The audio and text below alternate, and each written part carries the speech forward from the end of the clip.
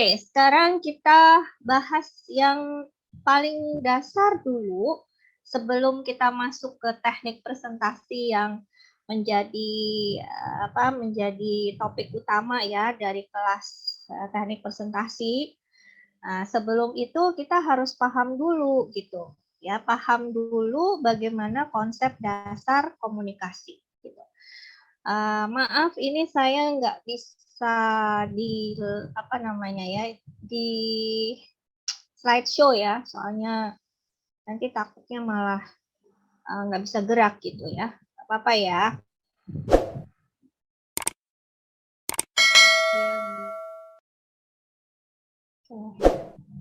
Nah, sekarang coba dilihat apa yang ada di gambar itu. Di gambar yang pertama, yang ini. Kegiatan apa yang mereka lakukan? Siapa yang mau Berkomunikasi, Bu. apa? Komunikasi. Berkomunikasi. Oke, berkomunikasi lebih tepatnya mereka dalam situasi yang seperti apa?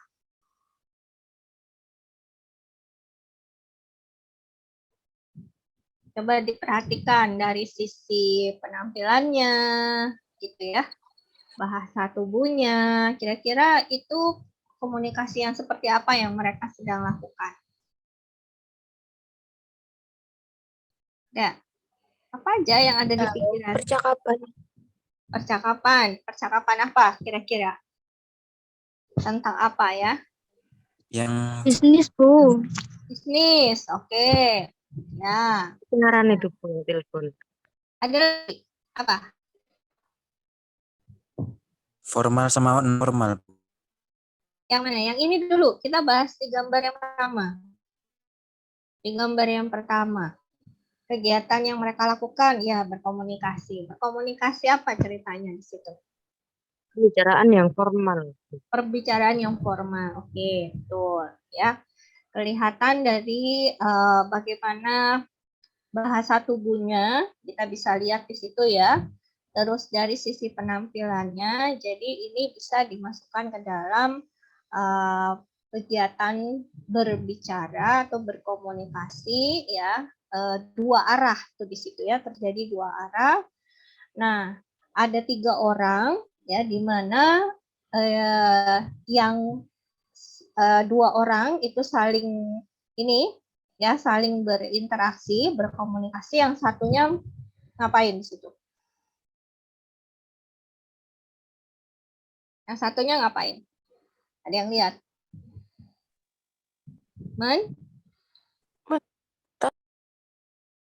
Apa? Suaranya putus-putus. Apa tadi? Siapa? Yang satunya ngapain? Bisa dilihat dari gambarnya. Yang ini mereka apa, Fatima? Menulis. Menulis, mencatat. Tuh, ya, yang satunya mencatat. Nah, apakah mencatat itu menjadi juga bagian dari komunikasi? Menurut kalian? Ya, ya, mencatat itu apakah menjadi bagian merupakan bagian dari komunikasi? Iya. Ya. Nanti kita akan bahas lebih dalam ya di pertemuan setelahnya, maksudnya di pertemuan yang berikut-berikutnya. Keterampilan berbahasa itu nanti ada di dalamnya juga, selain berbicara ya, itu ada keterampilan berbahasa lainnya gitu ya, salah satunya yaitu menulis gitu ya. Nah, jadi di situ kita bisa lihat ya kegiatan yang dilakukan di yang pertama ini, itu ada yang berbicara ya, berkomunikasi, ada juga yang mencatat gitu. Nah, kalau yang di gambar kedua ini adalah kegiatan komunikasi dengan menggunakan apa? Telepon. Jadi ada medianya ya. Kalau yang di gambar pertama ini adalah secara langsung bertatap muka gitu ya. Jadi bisa face to face. Nah, Kalau di kegiatan yang kedua, itu komunikasi dilakukan dengan menggunakan media. Medianya apa? Medianya telepon. Di sini contohnya. Gitu. Oke. Nah, sekarang apakah komunikasi itu penting? Penting? Penting atau sangat penting? Sangat penting. Ya, sangat penting gitu. Nah, siapa sih di antara kita di sini yang nggak komunikasi dalam sehari? Ada nggak? Yang seharian diem aja gitu? Nggak ada kan?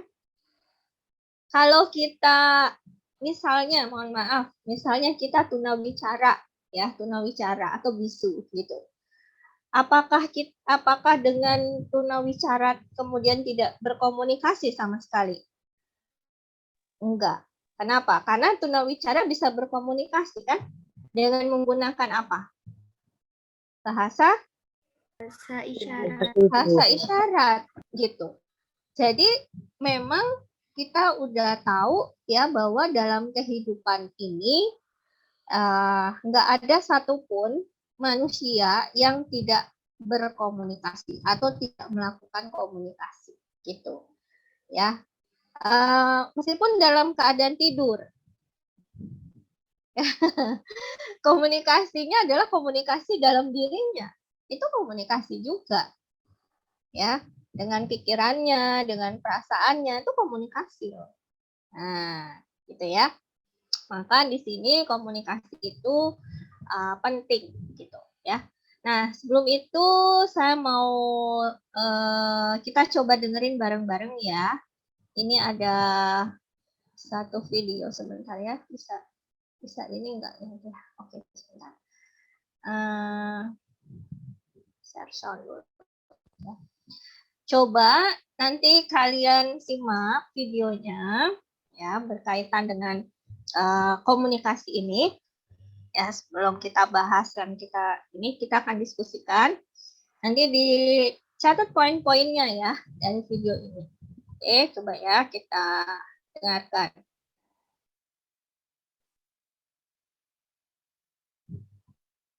Semoga bisa setelnya.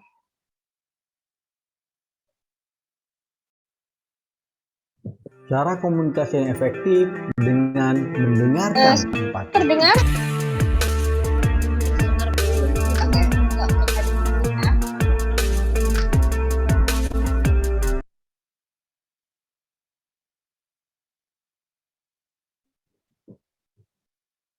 Apa? Berhenti. Komunikasi yang efektif dengan mendengarkan empati.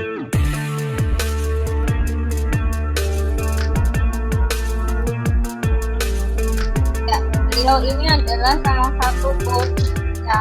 Kita membutuhkan dukungan dan bantuan orang lain untuk mencapai target atau tujuan yang ingin kita capai.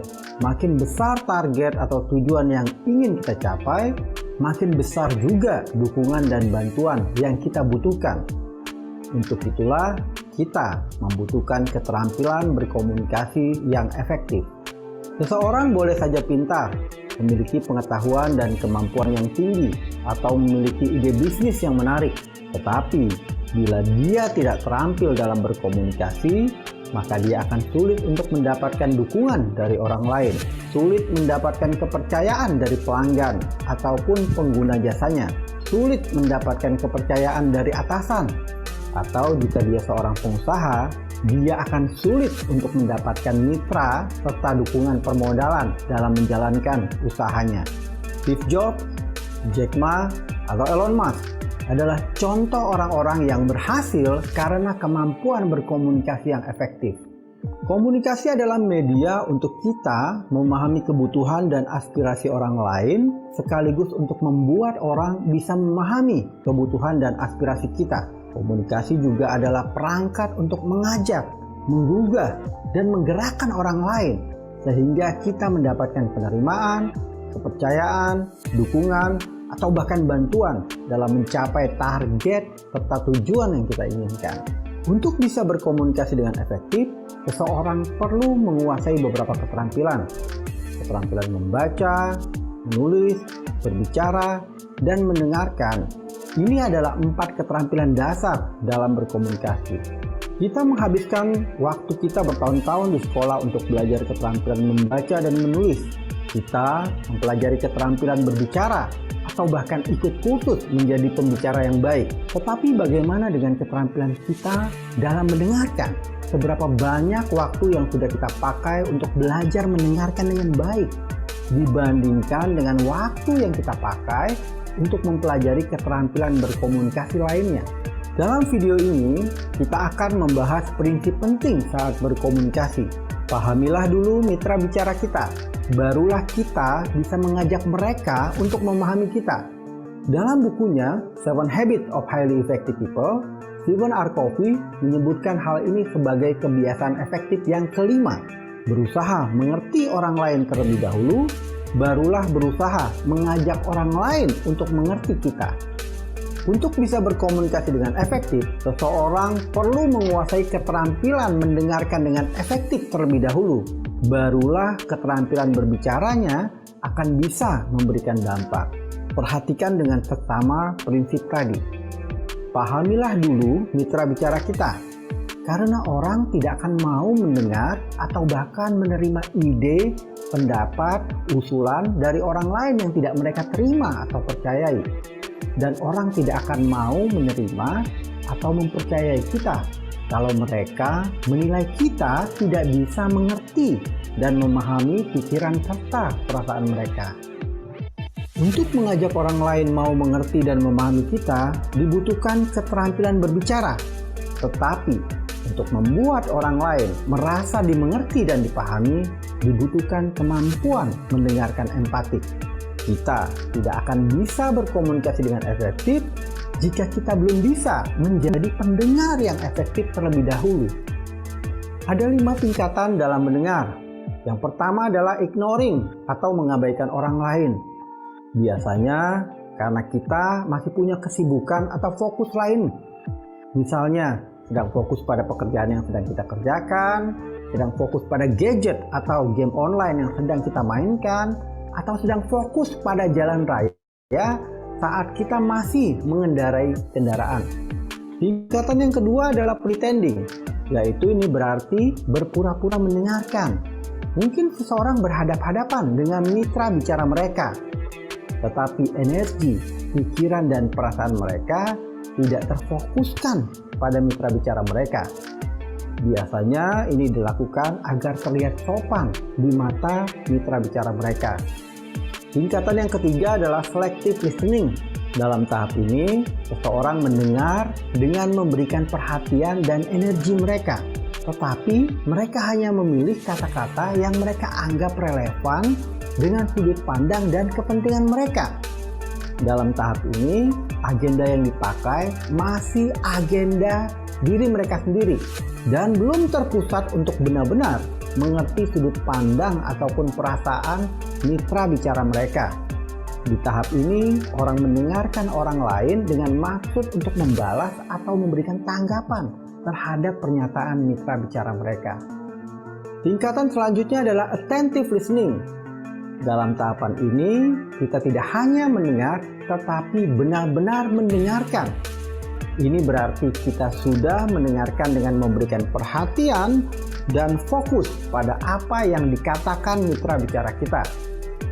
Kita mencoba mengerti sudut pandang dan pemikiran mitra bicara kita. Di sini kita tidak lagi mendengarkan dengan maksud membalas atau memberikan tanggapan. Kita benar-benar mendengarkan untuk mengerti pemikiran dan pendapat mereka. Sayangnya, pada tahap ini kita belum sampai pada upaya untuk memahami perasaan dan emosi yang dirasakan dari mitra bicara kita. Tahapan yang paling tinggi adalah empathic listening atau mendengarkan empatik. Ini adalah tingkatan mendengarkan yang paling melibatkan energi, pikiran, dan perasaan kita. Di sini kita benar-benar mengerti dan memahami perasaan mitra bicara kita. Di tahap ini, kita tidak hanya mencoba untuk mengerti apa yang telah mereka katakan, tapi juga kita mendalami apa yang dirasakan oleh mitra bicara kita. Dengan mendengarkan empati, kita mencoba benar-benar mengerti pemikiran dan memahami perasaan mitra bicara kita. Inilah kunci untuk mendapatkan penerimaan dan kepercayaan mitra bicara kita. Inilah kunci untuk menciptakan komunikasi yang efektif. Ada beberapa hal yang bisa kita lakukan untuk meningkatkan kemampuan kita dalam mendengarkan empatik. Tips yang pertama, alokasikanlah waktu kita. Mendengarkan empatik berarti kita berusaha memberikan ruang pada mitra bicara kita untuk menyampaikan pemikiran ataupun perasaannya. Proses ini bisa berlangsung cepat atau bahkan lebih lama dari yang kita duga. Pastikan kita punya waktu untuk memberikan kesempatan pada mereka menyampaikan pemikiran dan perasaannya. Jika tidak, kita akan terpancing untuk terburu-buru dan memaksakan ide, pendapat, serta pemikiran kita sebelum mereka siap untuk mempercayai dan menerima pendapat atau saran dari kita. Tips yang kedua adalah mengecek niat. Mendengarkan empati adalah tentang kepedulian, ketulusan, dan perhatian kita kepada orang lain. Kita akan sulit untuk bisa mendengarkan empati jika kita hanya memikirkan agenda dan kepentingan diri kita sendiri. Misalnya, jika kita hanya terfokus untuk memastikan ide dan usulan kita diterima, terfokus menjual produk atau layanan kita, atau terfokus untuk berusaha agar proposal dan penawaran kerjasama kita diterima oleh mereka. Ingat prinsip sebelumnya, pahamilah orang lain terlebih dahulu sebelum kita berharap orang lain mau memahami kita.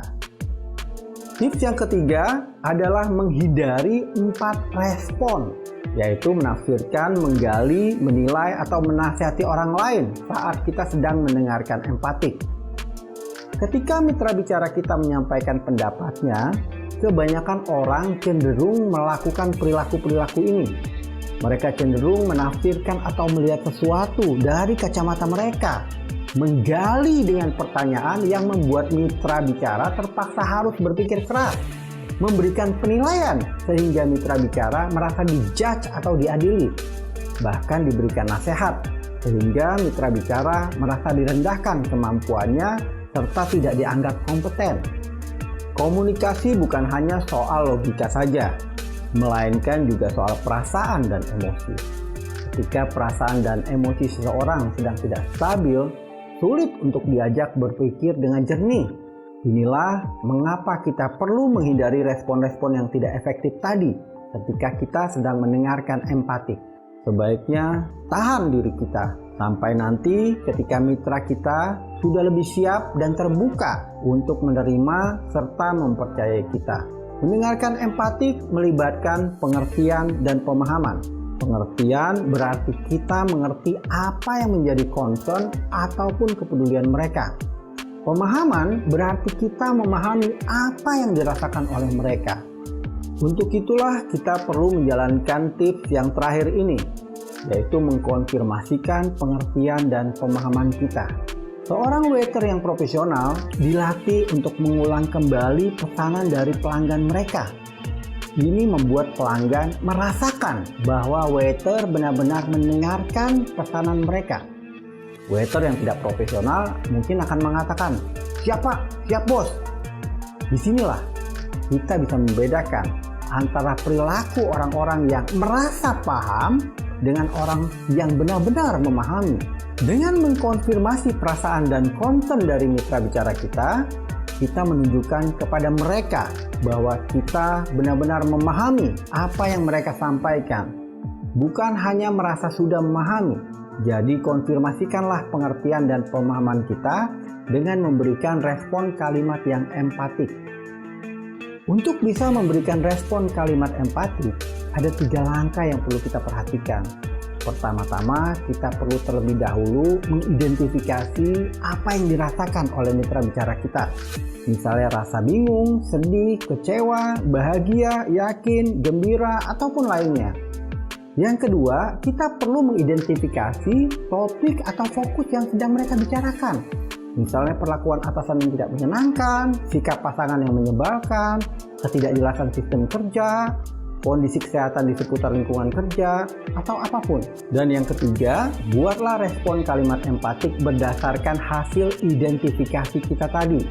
Misalnya, oh jadi kamu merasa tidak nyaman ya dengan perlakuan dia terhadap kamu. Sepertinya kamu merasa resah dengan rencana karir kamu di perusahaan ini. Kamu kayaknya kecewa pasangan kamu tidak memahami apa yang kamu rasakan saat ini. Ya, itulah contoh dari respon kalimat empati. Itulah 4 tips dalam mendengarkan empatik dan 3 langkah dalam memberikan respon kalimat empatik. Untuk meningkatkan keterampilan ini, saya akan mengajak teman-teman untuk berlatih bersama. Dalam latihan ini, teman-teman akan diajak berlatih mendengarkan empatik terhadap mitra bicara yang seolah-olah adalah rekan kerja Anda. Tugas teman-teman adalah melakukan... Oke, ya sampai di situ dulu karena ini videonya cukup panjang. Jadi nanti bisa kita lanjutkan di pembahasan yang berjalan gitu ya. Nah, kalau dilihat dari situ, saya sekarang yang saya mau tanyakan itu ketika kalian memperhatikan bagaimana si tokoh yang ada di dalam video itu mempresentasikan idenya. Bisa dilihat di situ tadi kan, ya. Bagaimana yang kalian bisa tangkap apa aja di situ? Dari caranya si presenter itu menyampaikan presentasinya, materinya.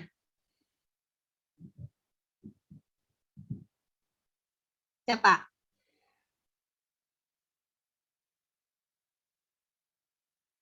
Bagaimana? Apakah dia hanya berbicara saja?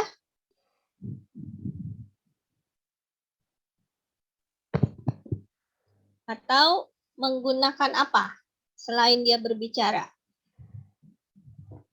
Menggunakan gaya tubuh, Bu. Kayak Menggunakan gaya tubuh. Bukan gaya tubuh ya, tetapi gesture. Ya, kita sebutnya itu adalah gesture atau bahasa tubuh. Ya, gesture itu adalah bagian dari yang namanya bahasa tubuh. Nah, bahasa tubuh itu bisa kita lihat ya. Ada nggak di situ selain kalau tangan, gerakan tangan itu gesture, ya. Tetapi selain gerakan tangan, apalagi yang bisa kita lihat, yang bisa kita tangkap bahasa tubuhnya? Apa? Ada nggak perubahan di ekspresi wajahnya?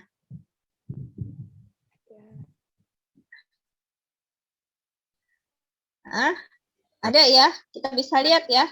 Jadi ada ekspresi wajahnya yang berubah, ada senyumnya, kan gitu ya. Terus juga ada intonasi suaranya, benar nggak? Ya, jadi selain ada bahasa tubuh, ada kata-kata, juga ada intonasi. Tadi kan ada yang ketika dia mau memperjelas, gitu kan? Itu lebih ada penekanannya. Nah, itu yang namanya intonasi. Ya. Nah, nanti kita akan tahu bahwa komunikasi yang efektif itu seperti apa, gitu. Ya. Jadi tadi dari video itu kita bisa belajar bagaimana cara seseorang itu mempresentasikan. Nah, itu kan sudah termasuk teknik presentasi ya. Nah, ini masih gambaran buat memperkenalkan dulu ya kepada kalian gitu kan, bagaimana cara kita melakukan presentasi ya. Bahwa di situ bukan cuma ngomong ya. Yang namanya komunikasi itu bukan cuma bicara, ya, tapi ada di situ mendengarkan, ada di situ atau menyimak istilahnya ya, ada di situ mencatat atau menulis gitu ya, ada di situ juga membaca. Nah, berbicara itu nanti kita akan bahas lebih dalam di pertemuan selanjutnya, gitu ya. Di hakikat berbicara bahwa apa yang menjadi tujuan dari berbicara itu kita juga harus belajar, gitu ya. Oke. Nah, kemudian sekarang kita akan mulai coba melihat ya. Kalau dari video yang tadi dipaparkan oleh si presenter itu, salah satu coach ya di bidang communication. Nah, jadi kita bisa tahu ya bahwa komunikasi itu bukan cuma penting, tapi sangat penting gitu. Kenapa? Karena ini menjadi suatu pendorong adanya kemajuan dari peradaban manusia. Nah, manusia itu kan mengalami, kehidupan kita ini kan mengalami evolusi, ya kan? Jadi dari mulai dulu zaman era manusia yang masih primitif gitu ya, terus tradisional, terus kemudian sekarang udah modern, sekarang malah sudah yang di zaman milenium gitu. Nah, itu peradaban berubah. Nah, peradaban berubah ini juga karena adanya komunikasi. Ya, komunikasi yang semakin lama semakin berkembang, semakin baik, semakin semakin semakin jelas gitu. Nah, jadi dengan adanya komunikasi ya, buat kepentingan atau kehidupan dari manusia ini bisa menjadi suatu pendorong kemajuan dari suatu peradaban gitu ya. Nah, makanya di sini bukan cuma penting tapi sangat penting. Nah, selain itu ya, kalau tadi kita bicaranya di peradaban manusia ya, di dalamnya kita inilah gitu ya, manusia ini gitu. Nah, untuk di dalam suatu organisasi, kalau kita perkecil gitu ya, dalam suatu organisasi, komunikasi itu juga menjadi suatu sarana ya, atau media boleh dikatakan. Untuk apa? Untuk bisa mengarahkan dan juga bisa mengendalikan adanya suatu kegiatan. Ya, selain itu juga di dalam organisasi itu sangat penting yang namanya komunikasi untuk bisa memahami tujuannya dari organisasi itu. Kita tahu ya, kalau suatu organisasi itu dibangun, itu pasti ada tujuannya. Benar ya? Ada visinya, ada misinya. Jadi ada yang ingin dicapai. Kalau tadi yang di video dijelaskan kan, bahwa kita mau mencapai tujuan itu gitu kan, itu butuh komunikasi gitu. Nah, untuk organisasi sendiri, gitu, komunikasi ini menjadi sangat penting. Kenapa? Supaya bisa dipahami tujuan organisasi itu apa. Nah, kalau semua orang yang ada di dalam organisasi itu paham apa visinya, apa misinya, nah tentu mereka semua akan bekerja berdasarkan visinya. Jadi tahu gitu loh, oh saya mengerjakan bagian administrasi misalkan ya. Karena apa? Karena ingin mencapai visi dari organisasi itu gitu. Oh, saya di bagian keuangan ya, mengerjakan pekerjaan atau tugas-tugas di keuangan karena untuk mencapai visi organisasi itu gitu kan. Ya. Nah, supaya setiap orang itu bisa mengerjakan pekerjaannya atau melakukan kegiatannya sesuai dengan visinya, maka visi ini kan harus dikomunikasikan, harus diterjemahkan gitu. Ya, siapa yang melakukannya? Dari mulai pimpinan yang paling tinggi, ya pemimpinnya, dikomunikasikan ke timnya semua. Jadi setiap orang itu pemikirannya sama, bahasanya sama, bekerjanya adalah untuk mencapai visi misi organisasi. Nah, jadi kita bisa tahu di situ ya. Berarti kalau misalkan ada perusahaan dia tidak berhasil gitu ya, dalam arti tujuannya tidak tercapai, berarti komunikasinya ada yang tidak efektif. Jelas ya, seperti itu ya. Nah, terus kemudian di dalam organisasi, komunikasi itu juga bisa mempengaruhi orang-orang yang ada di situ. Terutama misalkan pemimpin, ya para leader gitu. Bagaimana bisa memotivasi anak buahnya, bagaimana bisa memengaruhi orang ya pada saat bernegosiasi dengan klien, dengan customer, misalkan seperti itu. Jadi di sini kan kita bisa lihat ya betapa penting sekali komunikasi itu kita dalami, bukan cuma tadi yang seperti saya bilang di awal ya, bahwa kita bukan cuma bicara. Artinya kita tuh bukan bicara itu bukan cuma ngomong gitu, ya bukan asal ngomong ya, tapi bagaimana bisa membuat perilaku orang itu berubah gitu, ya. Nah itu yang kenapa ada namanya communication skill gitu, keterampilan berkomunikasi ya, keterampilan berkomunikasi. Nah itu menjadi salah satu kompetensi yang harus dimiliki oleh manusia, oleh kita nih sebagai sumber daya manusia. Gitu ya. Selain punya knowledge, punya pengetahuan, punya kemampuan, ya, kemudian punya keterampilan, gitu.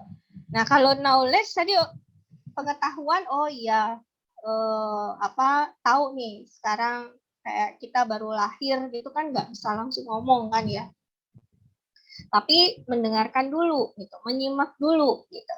Nah sebenarnya itu konsepnya sudah dari sejak kita lahir itu sudah ada gitu, bagaimana proses dari komunikasi itu ya. Mendengarkan dulu, terus kemudian kita bisa ngomong ya, kita bisa bicara, dan kemudian kita bisa memengaruhi orang lain dengan apa yang kita sampaikan gitu. Oke. Nah, sekarang kita mau lihat bagaimana pengertian dasar ya yang menjadi landasannya dari komunikasi. Ya, komunikasi itu berasal dari bahasa apa? Nah, sebenarnya bukan communication terus kemudian diterjemahkan jadi komunikasi ya dari bahasa Inggris. Nah, ternyata komunikasi itu berasal dari bahasa Latin yang disebut dengan communicare. Communicare gitu ya, bahasa Latin awal mulanya. Artinya berpartisipasi atau ada kegiatan memberitahu gitu. Ya, menginformasikan gitu kan. Nah, bahasa Latin lainnya komunikasi itu juga dari komunis yang artinya sama, atau communicatio yang artinya bertukar pikiran gitu ya. Nah, kemudian berkembang ya, kemudian di barat itu muncul yang namanya communication gitu ya dalam bahasa Inggris. Ya. Nah, dari situ kita bisa lihat juga pengertian komunikasi dari beberapa ahli lainnya.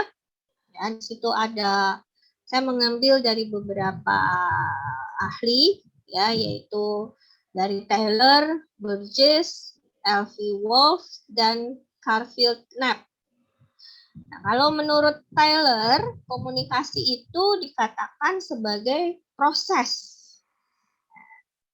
Ingat ya, kalau yang namanya proses ya, kalau kita bicara proses, itu adalah suatu rangkaian kegiatan.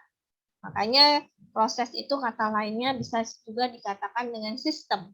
Gitu. Karena kalau kita bangun sistem, berarti kita membangun rangkaian kegiatan. Gitu ya, kita menyusun rangkaian kegiatan. Nah, ternyata komunikasi ini itu juga adalah proses. Berarti apa?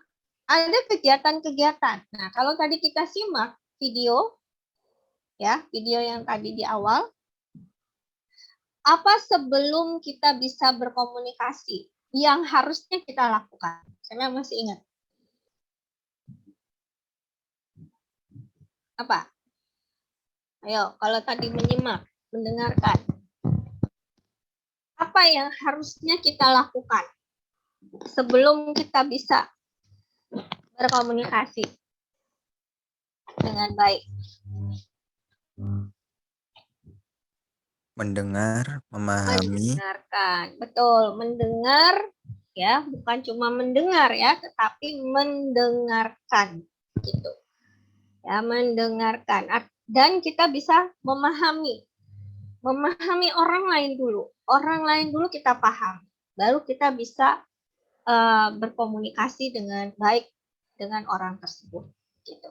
Berarti ya, dengan definisi yang dijelaskan oleh si Taylor ini gitu, bahwa komunikasi itu adalah proses pertukaran informasi atau proses yang menimbulkan dan meneruskan makna atau arti ya, karena di sini proses berarti ada kegiatan-kegiatan yang terjadi di situ gitu ya.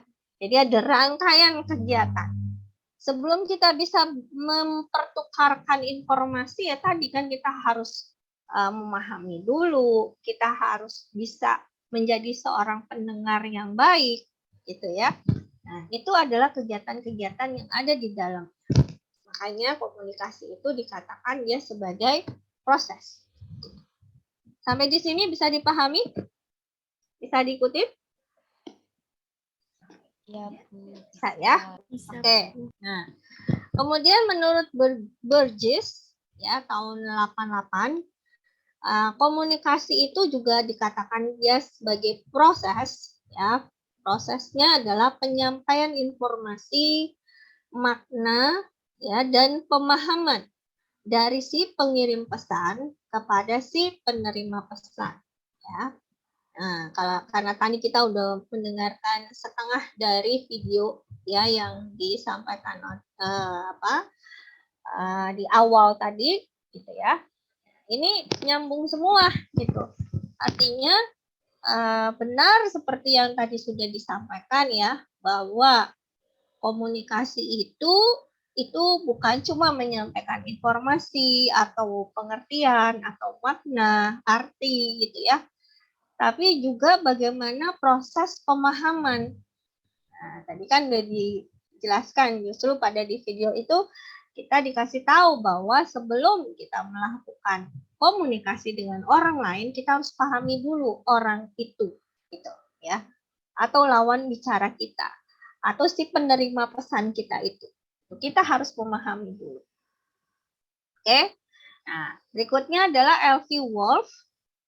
Ya, di sini didefinisikan komunikasi itu adalah sebagai proses juga, tapi dia melihatnya adalah dari sisi timbal balik, ya, atau dua arah tadi, ada interaksi gitu ya. Dan di situ ada pengalaman, di mana si pengirim pesan dan si penerima pesan berpartisipasi gitu secara simultan. Simultan itu ya itu tadi ya, saling ini gitu, bergantian gitu ya. Jadi bergantian dan itu terus gitu. Nah, ya. Dan menurut Hartfield, Knapp ya, itu juga proses. Mereka semua nih ahli-ahli ini sepakat ya bahwa komunikasi itu adalah proses. Nah, cuma yang satu penekanannya hanya sederhana aja, misalkan gitu ya, sebatas pertukaran informasi aja. Nah, pendapat kedua itu sudah mulai masuk ke pemahamannya. Pendapat yang ketiga itu sudah ada lagi pengalaman di situ, gitu ya. Bukan cuma interaksi dua arah aja, tapi ada pengalaman. Dan yang keempat, yang Hartfield Knapp ini gitu ya, itu adalah proses pertukaran informasi antar pribadi ya. Jadi ada antar orang yang punya pribadi masing-masing gitu kan, dengan menggunakan simbol. Nah, simbol ini itu bisa dilihat dari simbol secara verbal. Nah, ada yang tahu di sini verbal itu apa? Verbal itu apa? Berupa apa? Ada verbal, ada non-verbal. Kalau verbal apa? Ayo, apa? Apa itu verbal?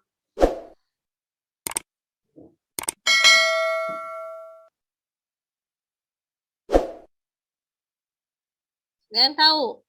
Ada yang pernah dengar verbal? Apa itu?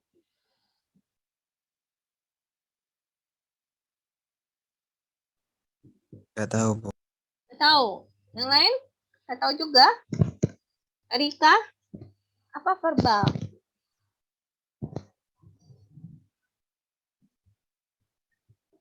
Dulu di sekolah kan pasti diajarin di kelas bahasa, ya, bahasa Indonesia.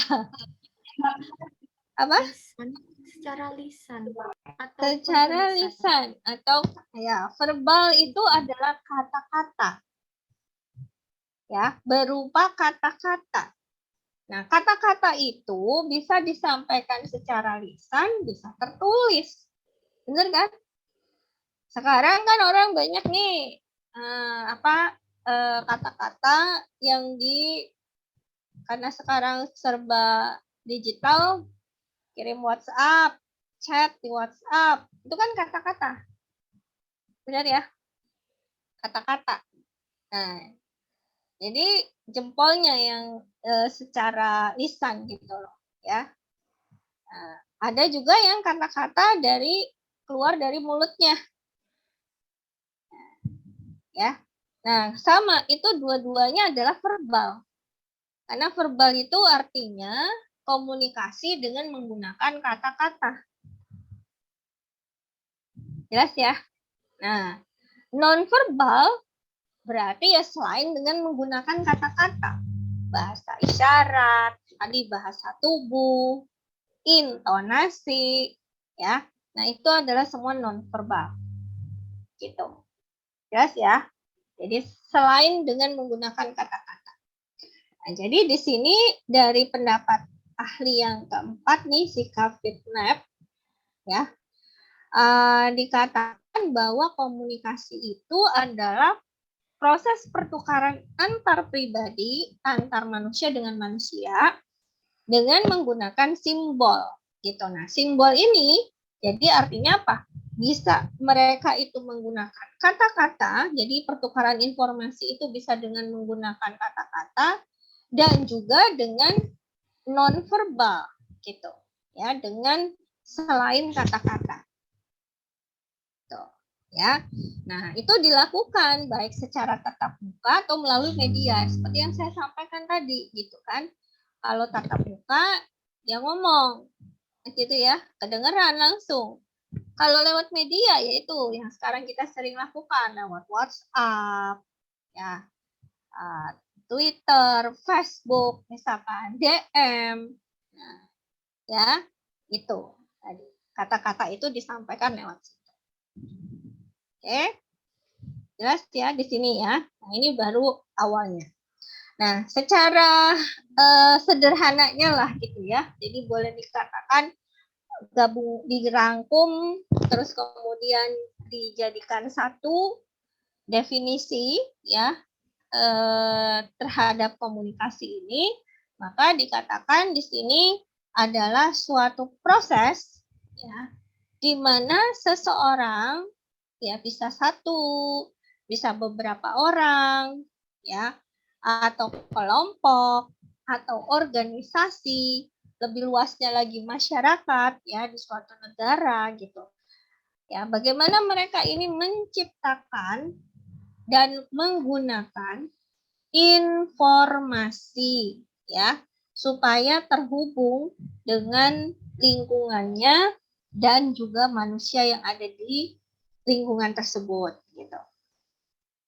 Nah, jadi artinya dengan kata lain komunikasi itu adalah proses penyampaian informasi ya berupa pesan, ide, gagasan dari satu pihak kepada pihak lain. Nah, sederhananya tuh seperti itu gitu loh pengertiannya. Jelas ya? Oke. Lanjut. Nah, sekarang ada beberapa model komunikasi. Ya, kita harus tahu juga ya, dalam arti di sini kita perlu juga mengenal, ya, ini sebagai pengetahuan kita, beberapa model komunikasi. Ya. Nah, ada komunikasi linier, ada komunikasi interaksional, dan ada model komunikasi transaksional. Kita lihat satu-satu ya. Untuk model komunikasi linier, komunikasi itu berlangsung dua arah, ya, linier ya. Jadi ada dua arah, ada kita berhadapan dengan siapa, misalkan gitu ya. Saya berhadapan dengan siapa nih di depan saya, misalkan gitu. Ya, dengan Febria, misalkan gitu. Nah, jadi dari si pengirim dan kepada si penerima, atau kebalikannya dari penerima kepada si pengirim. Nah, ini yang langsung straight gitu ya. Itu komunikasi linear. Nah, komunikasi linear ini, model komunikasi linear ini gitu ya, ini digunakan bisa untuk mengembangkan potensi manusiawi yang ada di diri kita masing-masing gitu ya. Melalui apa? Karena melalui interaksi sosial. Karena kita berinteraksi dengan orang lain, kita bersosial istilahnya, maka dengan adanya komunikasi ini, ya terutama dengan komunikasi linear ini, itu akan bisa mengembangkan potensi manusiawi kita, gitu ya. Atau tepatnya adalah melalui pengambilan peran orang lain. Jadi kita di sini punya peran, gitu ya, dan punya tanggung jawab juga, gitu ya. Dan perlu dicatat juga ya, untuk model ini, model komunikasi linear ini itu menempatkan sumber informasi, dan si penerima pesan itu punya kedudukan yang sederajat gitu ya.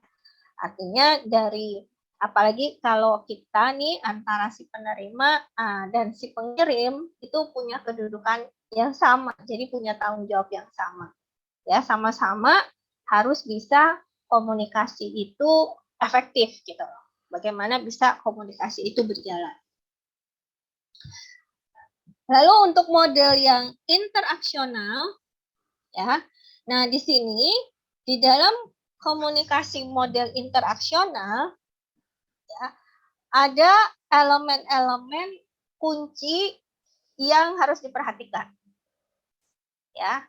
Kalau tadi kan yang di linear ya, itu antara sumber dan si penerima. Ya, antara sumber dan si penerima. Nanti di slide berikutnya kita akan lebih paham apa itu yang dimaksud dengan sumber, penerima, pengirim gitu ya. Nah, di dalam satu proses komunikasi itu tadi gitu. Oke. Nah, kalau di interaksional, kembali lagi ke interaksional, kalau tadi yang di linear itu ada sumber dan penerima aja gitu ya yang berperan. Nah, kalau di sini di interaksional ini elemennya ya, elemen kuncinya itu adalah sumber, ya, ada pesan, dan ada si penerima gitu. Ya. Nah, di sini seseorang yang ada di dalam komunikasi model interaksional itu dia hanya sebagai si pengirim atau dia sebagai si penerima. Jadi enggak dua arah. Jadi dia mau jadi si penerima aja, nerima aja gitu ya. Atau dia mau jadi si pengirim aja. Jadi dia yang menyampaikan. Gitu. Jelas ya? Sini ya perbedaannya. Oke. Nah, model interaksional ini dianggap sangat sempit ya. Jadi beberapa pendapat itu punya pandangan yang sangat sempit gitu ya terhadap partisipan dalam proses komunikasi. Karena dia hanya dibatasi ya bahwa seseorang itu dia hanya sebagai si pengirim pesan atau dia hanya sebagai si penerima pesan. Jadi dia punya batasan terhadap partisipan dalam proses komunikasi itu. Gitu. Oke? Nah, berikutnya model komunikasi yang transaksional. Ya. Nah, disinilah si pengiriman dan si penerimaan, ya, pengiriman dan penerimaan pesan, ya, itu secara terus-menerus dilakukan dalam suatu episode komunikasi. Jadi ada transaksi di situ, ya, ada pertukaran di situ. Ya, pertukaran apa ya? Pertukaran informasi, gitu ya. Nah, di sini komunikasi itu bersifat transaksional, ya, karena di dalamnya itu ada proses kooperatif, kerjasama, ya, antara si pengirim dan si penerima pesan itu sama-sama punya tanggung jawab terhadap dampaknya, jadi akibatnya, ya, dan juga efektivitas dari komunikasi yang terjadi. Nah, apakah komunikasi ini efektif? Ya, ini tanggung jawab dari dua orang, nggak cuma dari si pengirim aja atau dari si penerima aja, gitu ya. Tetapi tanggung jawab berdua, gitu. Ya, ini sudah lebih ke pemahaman di situ ya, harus bisa saling memahami, harus semuanya keterampilan berkomunikasinya itu berjalan, gitu. Ya. Jadi untuk model transaksional ini, ya, asumsinya adalah ketika seseorang itu melakukan pengiriman dan menerima pesan, gitu ya, maka itu sangat berurusan dengan elemen verbal dan juga non-verbal. Atau dengan kata lainnya, model transaksional ini, gitu ya, itu adalah model yang menggunakan komunikasi efektif. Nanti kita akan bahas komunikasi efektif itu apa sih sebenarnya, gitu ya. Ya, salah satunya disebutkan di sini adalah menggunakan elemen verbal dan non-verbal. Jadi bukan cuma kata-kata aja, tapi juga non-verbal. Tadi kan kita udah bahas ya, non-verbal itu apa, gitu. Oke, verbal itu apa? Nah, terus juga di dalam model transaksional ini proses komunikasi, ya, atau si komunikator itu melakukan proses yang namanya negosiasi makna. Jadi negosiasi makna, ya, ada saling bernegosiasi terhadap arti ya tadi secara verbal yang disampaikan. Oke, lanjut. Nah, sekarang apa fungsinya kalau begitu dari komunikasi ini? Pertama adalah fungsi kontrol. Seperti yang tadi saya sampaikan ya, bahwa komunikasi itu nggak cuma berbicara saja atau mengeluarkan kata-kata gitu ya, tapi ada fungsi yang berjalan di situ. Karena ini proses, jadi dalam proses itu pasti ada fungsi-fungsinya. Yang pertama fungsi kontrol. Nah, fungsi kontrol ini adalah cara untuk kita bisa tahu apakah orang lain ya itu tetap ada pada frekuensi yang sama dengan kita atau jalur yang sama dengan kita atau sudah kemana-mana gitu. Ya, misalkan nih sekarang gitu ya, apakah di antara kalian semua di sini ada 22 orang gitu ya, selain saya ya. 22 orang ini itu apakah masih tetap ada di sini? Bukan cuma namanya doang gitu ya. Bukan cuma ada orangnya, tetapi pikirannya, hatinya itu udah kemana-mana gitu. Nah, komunikasi itu penting untuk sebagai juga fungsi kontrol. Ya, di dalam komunikasi itu ada yang namanya fungsi kontrol gitu. Ya. Fungsi kontrol ini itu bisa menggunakan cara yang lebih ada penekanan di sini sebenarnya, gitu ya, agak sedikit memaksa, dan juga memberikan konsekuensi yang nyata. Gitu. Nah, fungsi kontrolnya yang dimaksud di sini. Nah, berikutnya adalah fungsi informasi. Jadi komunikasi itu juga punya fungsi sebagai fungsi informasi. Maksudnya adalah di sini ada proses untuk memberikan informasi. Ya, tadi kan ada pertukaran informasi dari siapa? Dari sumber kepada tujuannya, yang akhirnya itu akan menghasilkan yang namanya feedback atau umpan balik gitu. Ya, jadi di sini perlu diperhatikan istilah-istilahnya juga ya. Itu ada feedback. Oke. Nah, berikutnya adalah fungsi motivasi. Nah, komunikasi juga harus bisa ya berfungsi sebagai motivasi. Nah, motivasi ini itu adalah alat untuk bisa memotivasi orang lain. Ya, tujuannya untuk apa?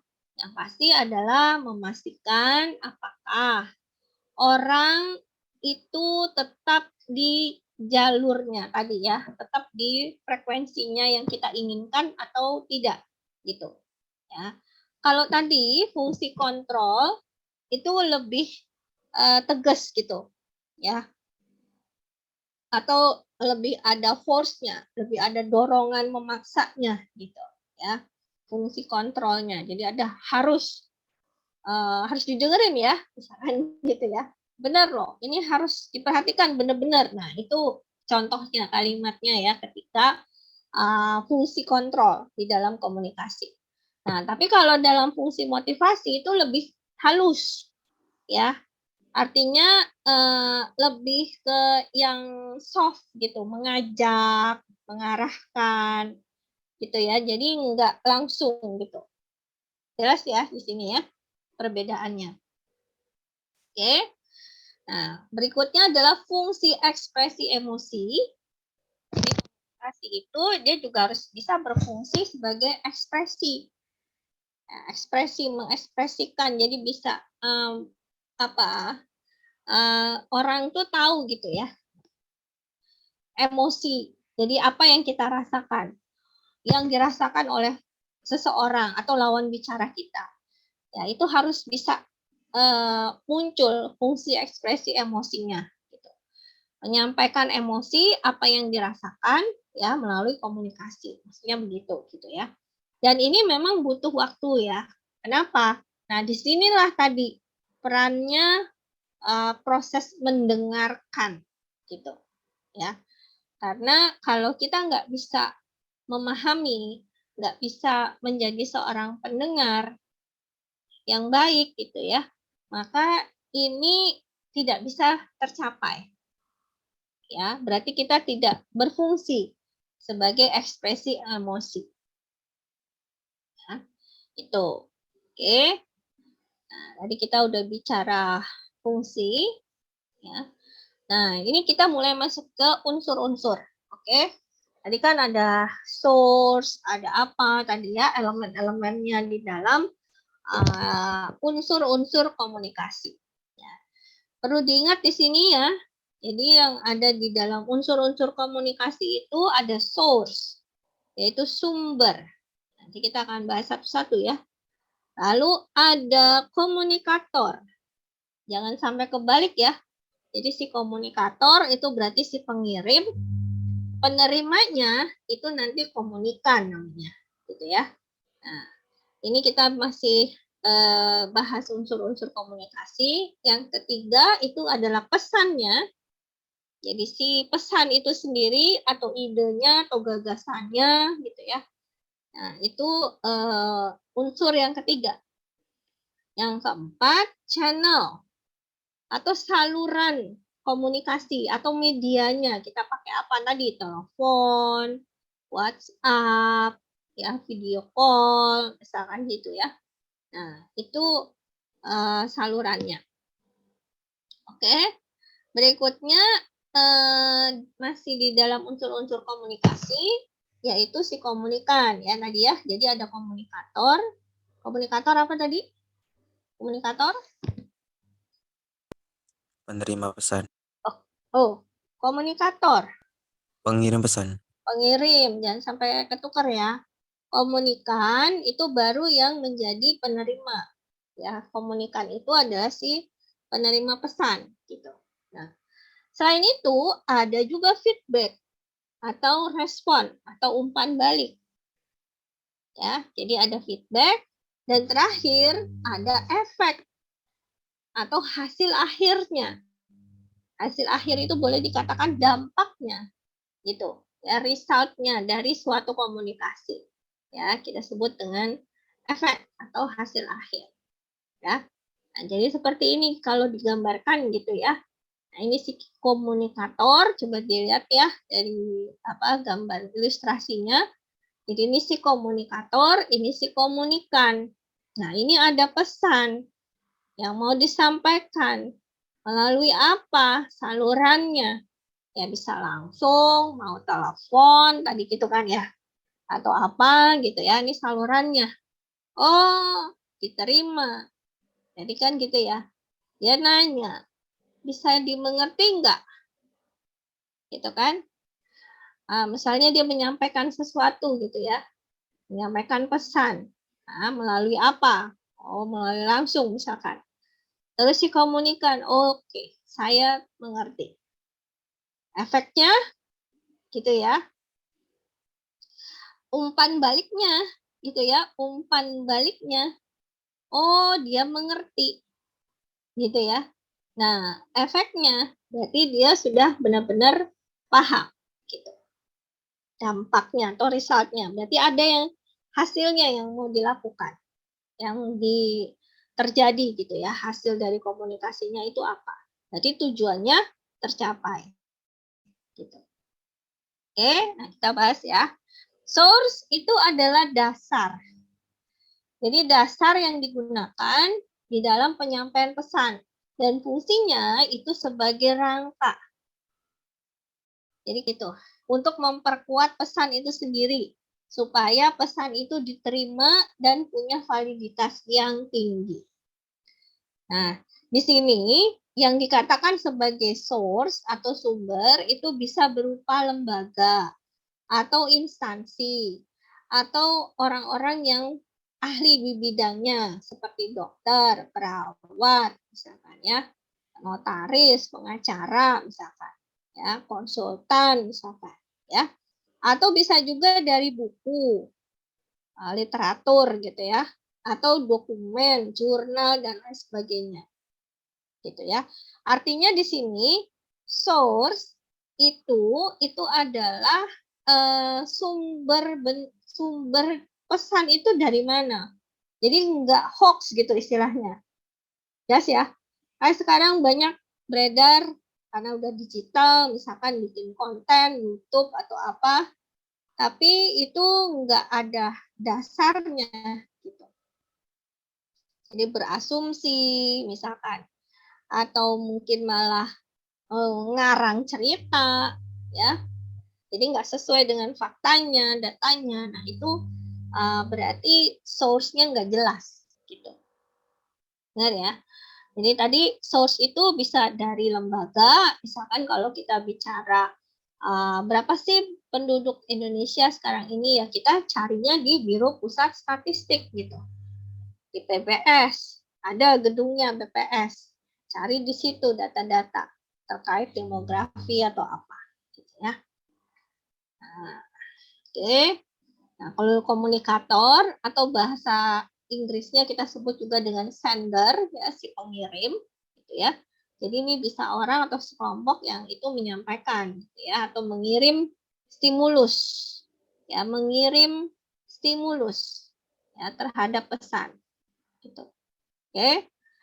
Nah, berikutnya pesan itu sendiri atau message. Ya, ini adalah keseluruhan isi atau informasi yang disampaikan oleh si komunikator kepada si komunikan. Ya. Jadi seluruh pesan itu, seluruh isinya apa? Ya, pesan berupa tadi motivasi kah, gitu kan? Data-data, gambar, video, misalkan gitu ya. Nah, kemudian yang unsur keempat tadi adalah channel atau media. Jadi di sini berupa alat atau sarana yang digunakan untuk penyampaian pesan ya tadi secara online atau secara offline ya. Dan itu bisa berupa medianya lisan. Nah, lisan berarti kan kata-kata ya, face to face gitu. Atau bisa juga tertulis ya WhatsApp kah misalkan ya atau DM kah gitu dan alat-alat elektronik gitu ya telepon misalkan gitu. Oke. Nah, berikutnya komunikan receiver. Ya, ini adalah si penerima. Ya, nggak banyak sekalian. Ini ya penerima ya, namanya penerima pesan atau receiver gitu. Nah, ini yang namanya feedback atau umpan balik. Ya, berupa respon gitu, komunikan terhadap pesan yang diterima secara verbal ataupun non-verbal. Nah, umpan balik ini, perhatikan di sini ada 4 macam ya. Yaitu zero umpan balik. Zero umpan balik itu berarti nggak ada kejelasan umpan balik dari si komunikan. Berarti si komunikan ini nggak tahu nih dia ngasih umpan balik atau enggak gitu loh. Kepada si komunikator. Kan komunikator kirim pesan.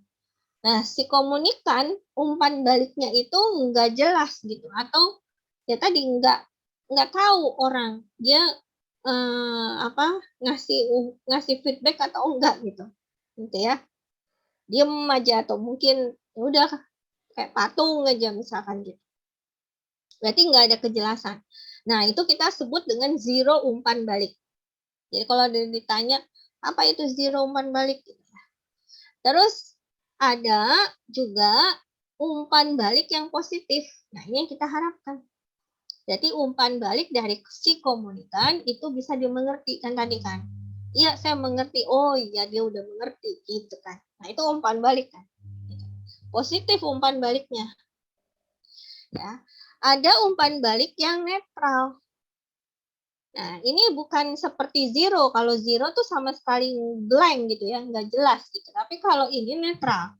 Artinya tanggapan yang disampaikan atau respon yang disampaikan oleh si komunikan gitu ya, itu dia ada kasih respon tapi nggak relevan dengan pesan yang disampaikan, tapi nggak nyambung gitu. Ngasih sih respon, oh gitu, tapi ketika ditanya gimana udah ngerti, oh maksudnya gini ya, nggak nyambung gitu ternyata. Jaka sembung. Jaka sembung gitu, nggak nyambung gitu, ya kan? Itu ya, itu yang netral ya, umpan balik netral. Nah, ini yang parah ya, negatif gitu, umpan balik yang negatif. Jadi di sini umpan balik yang disampaikan oleh si komunikan itu sama sekali bertentangan dengan komunikator. Ya, jadi si komunikator ngasih pesan ini misalkan gitu ya. Harapannya kan dia bisa memahami gitu, menerima.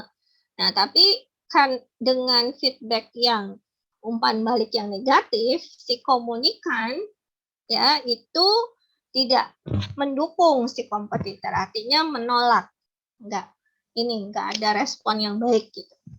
Ya, jadi itu umpan balik yang negatif. Oke. Nah, itu tadi berkaitan dengan umpan balik ya, feedback gitu. Itu di dalam unsur-unsur komunikasi.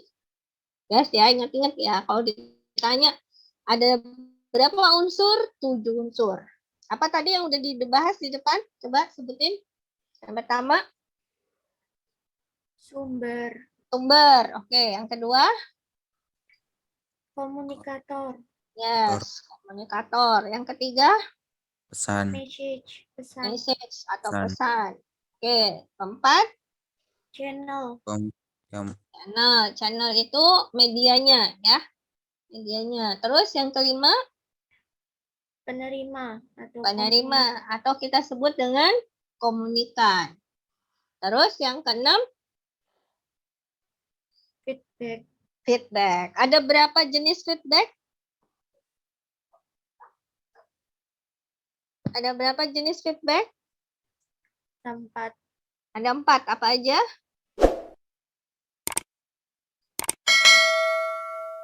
Ada apa?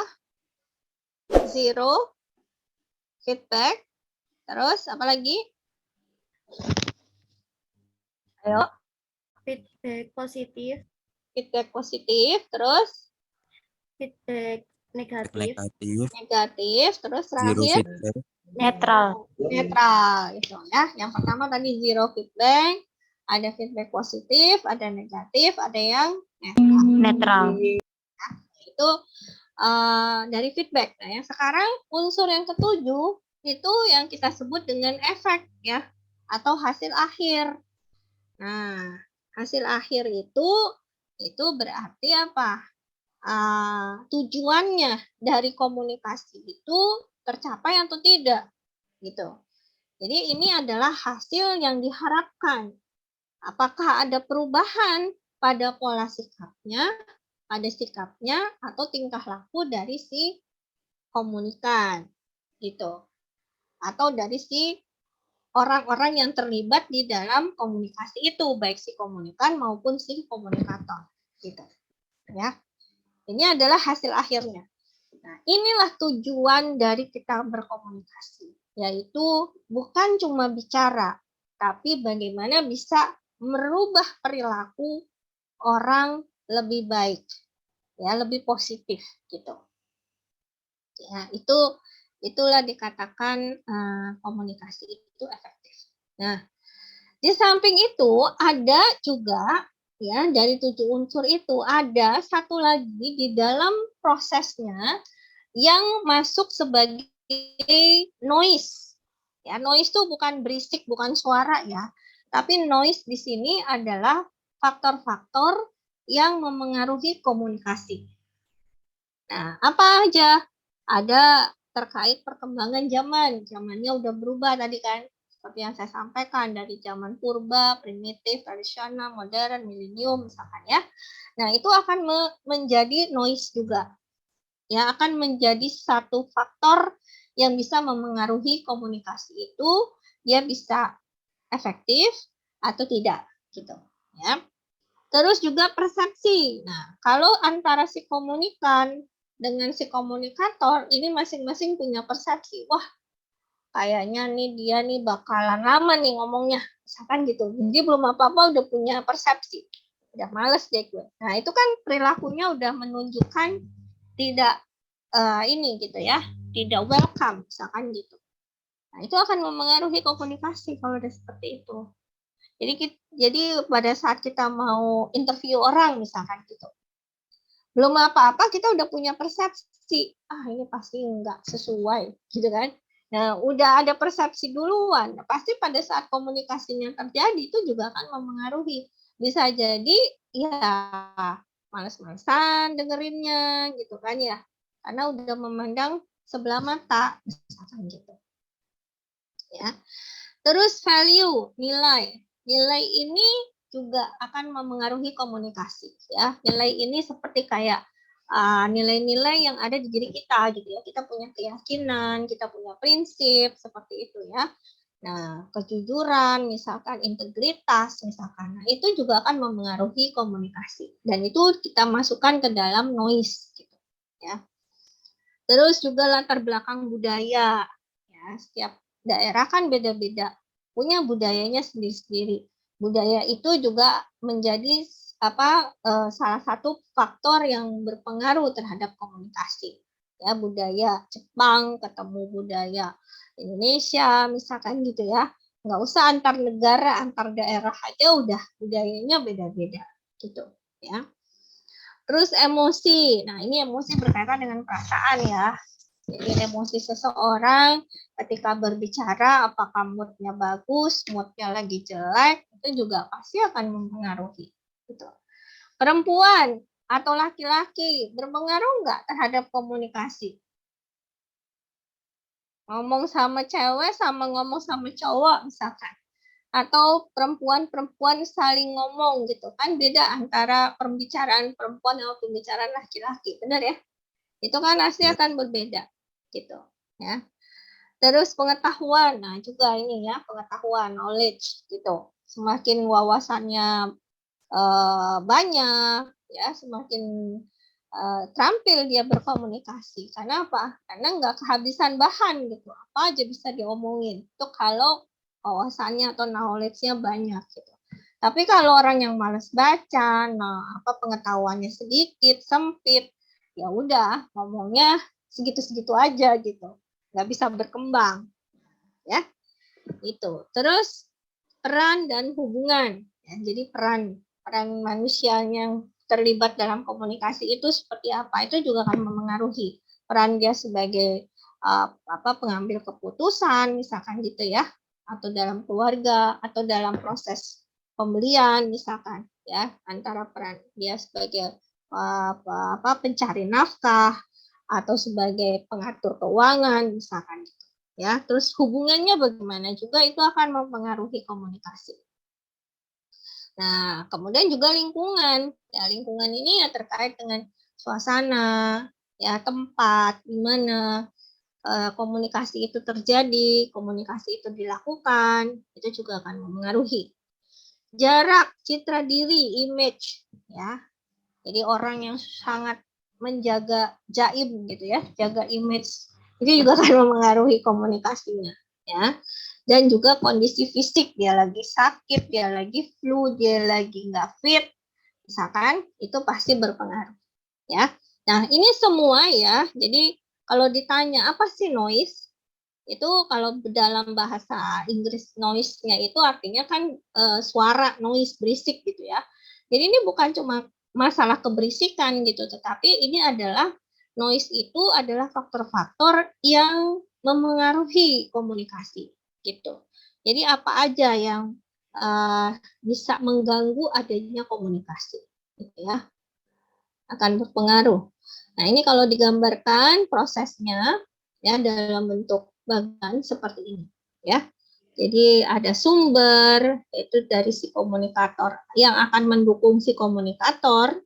Jadi dia nggak bicara asal ngomong gitu ya, tapi ada fakta, bukan katanya atau bukan hoax misalkan ya. Nah, ini sumber ini melekat kepada si komunikator. Ya, maka pesan itu bisa disampaikan dan pesan itu bisa diterima. Dan ini juga harus sesuai dengan sumber pesannya. Harus persis gitu, sama. Ya. Nah, disitulah maka ada feedback masing-masing, baik dari si komunikan maupun komunikator. Masing-masing akan memberikan feedback. Gitu ya. Nah, feedback ini lihat di dalamnya. Ya, ini juga komunikasi ini yang melewati media apa, ya channelnya, ya. Nah, dari sini di dalam prosesnya itu pasti akan ada noise tadi ya, ada noise. Nah, setelah itu semua diterima maka akan ada efek. Ya, efeknya apa tadi? Perilakunya berubah nggak? Gitu. Oke, itu ya sampai di sini. Nah, ini tadi komunikasi verbal dan nonverbal. Ya. Terus komunikasi nonverbal itu di dalamnya ada bahasa tubuh, ekspresi wajah, gestur, gerakan tadi ya, tangan, sentuhan, postur, cara dia berdiri, duduk gitu ya. Metakomunikasi itu juga termasuk komunikasi nonverbal, metakomunikasi ya.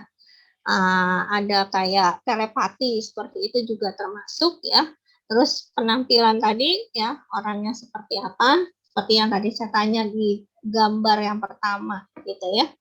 Nah, dilihat dari penampilannya kayak gimana, itu adalah komunikasi nonverbal ya.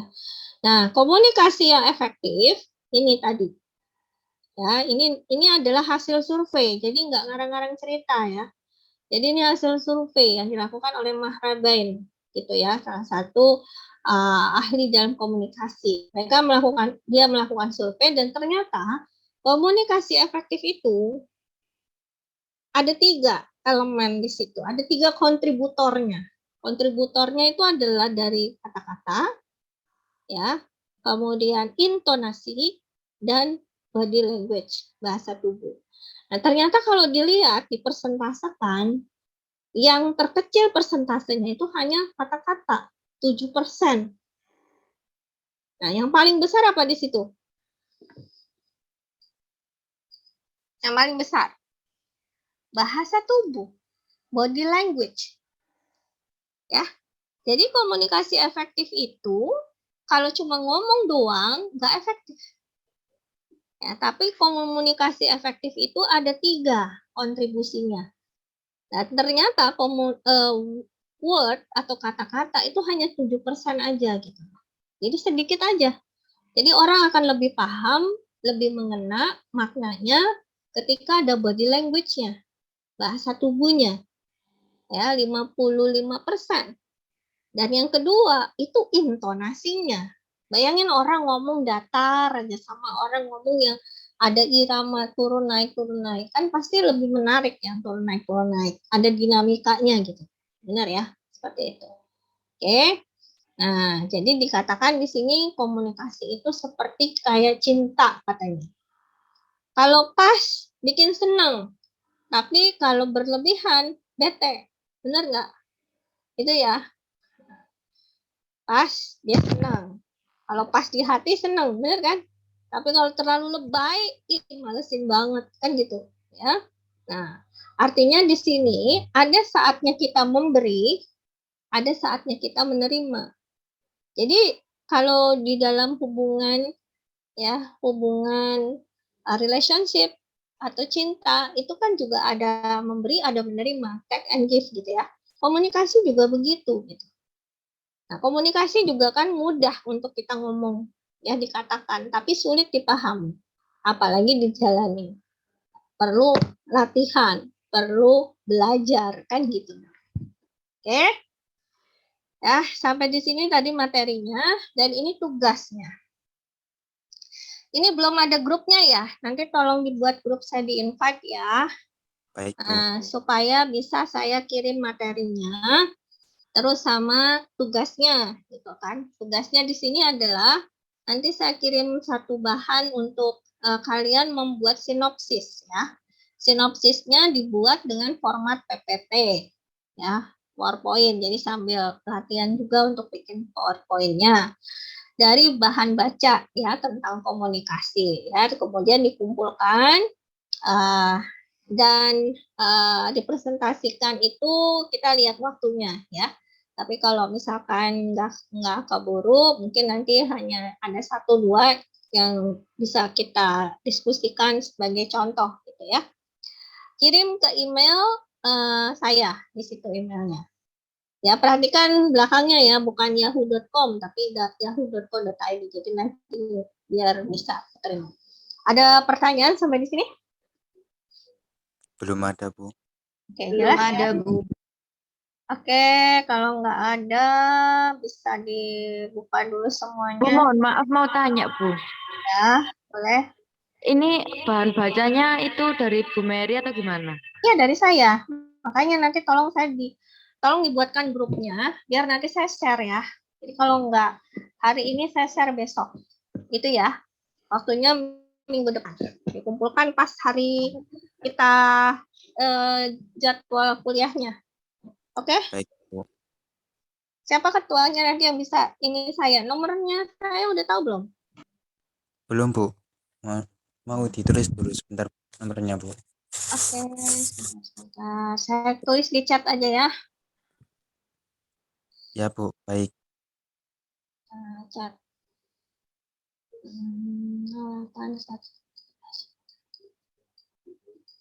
Oke.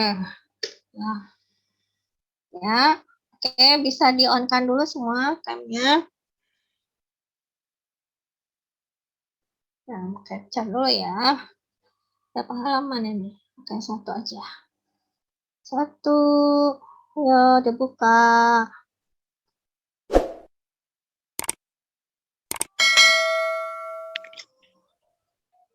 Oh, ini halaman kedua ya. Halaman pertama dari 1, 2, 3. Halaman kedua.